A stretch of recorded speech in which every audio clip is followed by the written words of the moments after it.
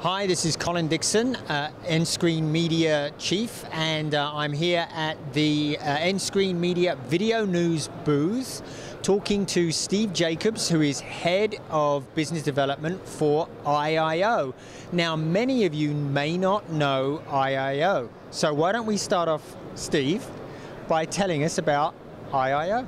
Colin, thank you very much. You're right, many of your viewers probably don't know who EyeIO is, but they may have some acquaintance with our inaugural customer, a company headquartered just a short distance from us up in Silicon Valley called Netflix. Yeah, I think they may have heard of that. Right, so we are the magic behind Netflix. We provide software that encodes with amazingly high fidelity, perfect interoperability, extreme bandwidth efficiency. It's the equivalent of spinning straw into gold for streaming media. And I say that only with a modest exaggeration. So, yeah, I'm sure many people are well acquainted with the quality of Netflix, but actually, that's not why Netflix approached you, right? They had a problem with caps, right? That's right. As more and more consumers found that their wireless and their broadband bills were hitting that ceiling, the original business question that Netflix posed to us was, can you deliver adequate quality at sharply reduced bandwidth? And as our technology, courtesy of our founder, Rodolfo Vargas, improved, we have been able to achieve both better quality at greater efficiencies, i.e. lower bandwidth.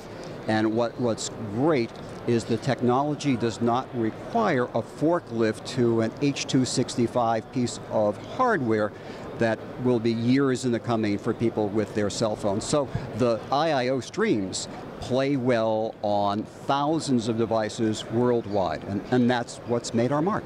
Now, that's actually one of the most remarkable things I think about your technology is, sure, I mean, getting the bandwidth compression and the efficiencies there is really good, but the problem with these new, quote, HEVC, high efficiency video codecs, of which MPEG-5 is probably the best known, is that they do require this wholesale replacement of the client, which takes a long time to roll out. You've been able to achieve the same savings that HEVC MPEG-5 is purported to bring today with existing MPEG-4 decoders in clients, right? You're preaching to our core message.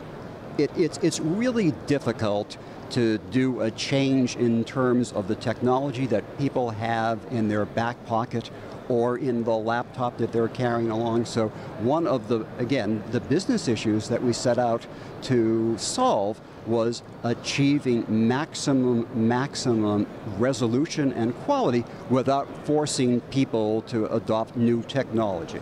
At some point, that 265 support in hardware and software will be there, and there will be some additional efficiencies that we'll be able to achieve.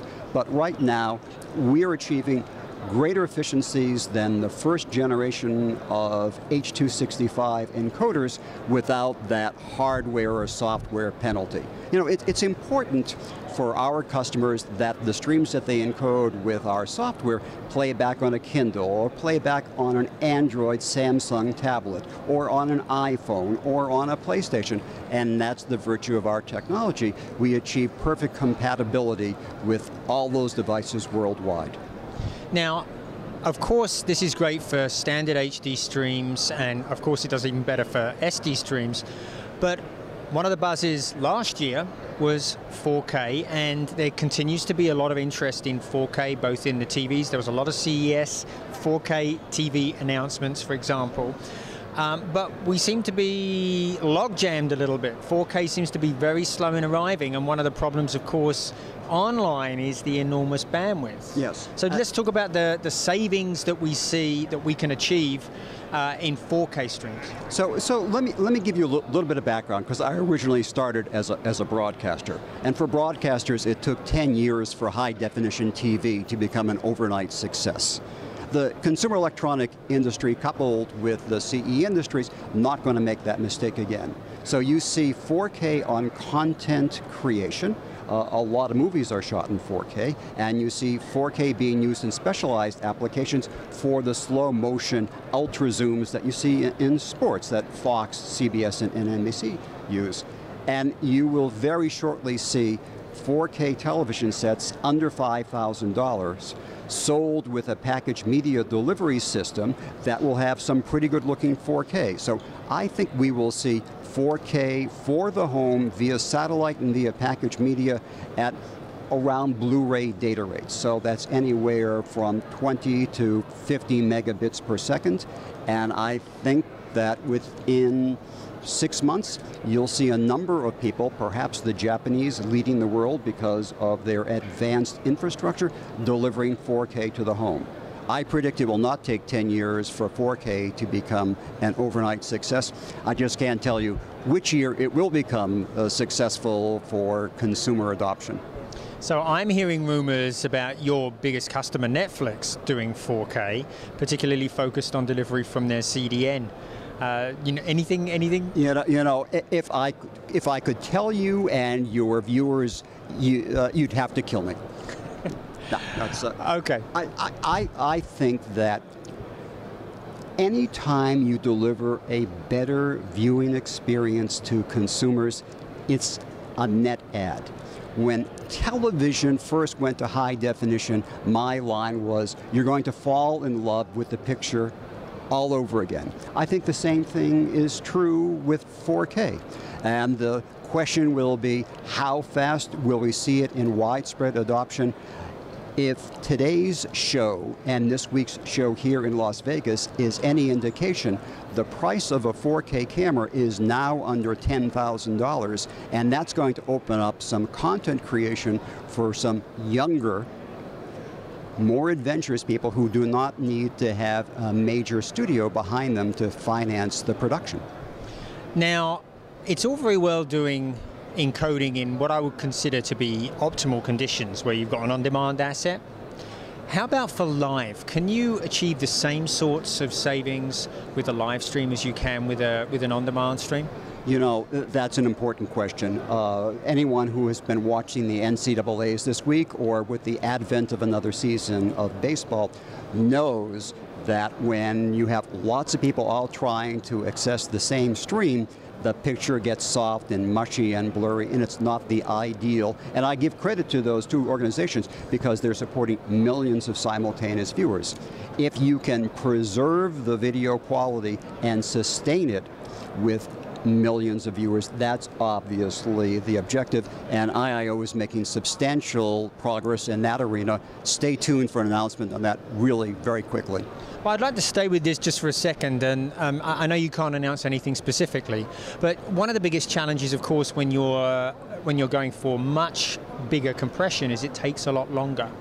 So are we going to see a penalty where there's a big delay between one broadcast stream and an online stream because the online stream is being heavily compressed using an HEVC codec?